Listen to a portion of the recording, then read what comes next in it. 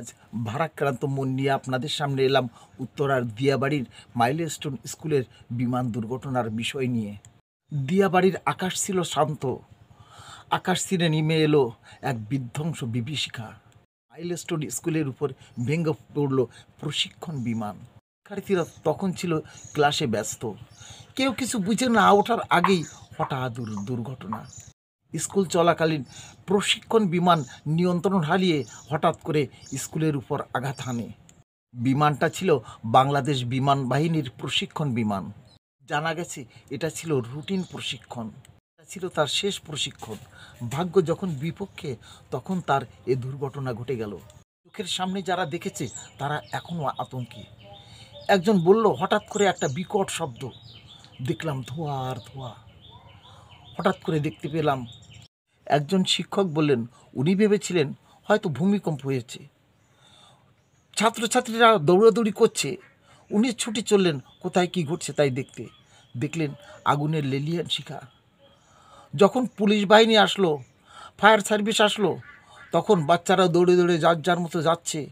কত মানুষের অঙ্গ প্রত্যঙ্গ সব পুড়ে গেছে, জামা কাপড় পুড়ে গেছে, তার ভিতর দিয়ে তারা যাচ্ছে। একটা বাচ্চা সুস্থ অবস্থায় ফিরে যাচ্ছে। হঠাৎ মনে পড়ল তার বন্ধু আটকে গেছে।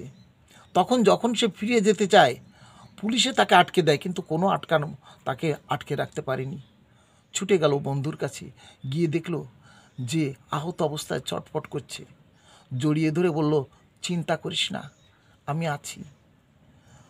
বন্ধুটা তাকে বলল, আমি জানতাম তুই আসবি। ভাবতে মনটা খারাপ হয়ে যায়। বন্ধুকে কোলে করে নিয়ে চলে গেল হাসপাতালে। সেখানে বন্ধু শেষ বিদায় দিয়ে চলে গেল। আসলে বন্ধুত্ব একেই বলে। কত মায়ের কোল খালি খালি হয়ে গেল, কত উজ্জ্বল ভবিষ্যৎ, কত বাংলাদেশের কাণ্ডারি একসঙ্গে হারিয়ে গেল। ভাবতে মনটা খারাপ হয়ে যায়।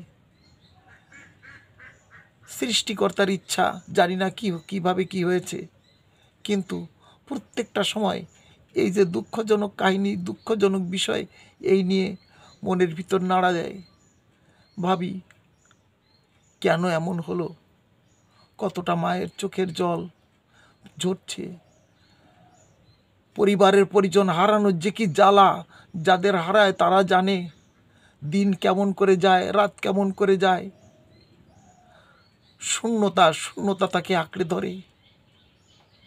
নিজে যেন বলতে পারছি না, আমার যেন বাধাগ্রস্ত হয়ে যাচ্ছে কথাগুলো বলতে।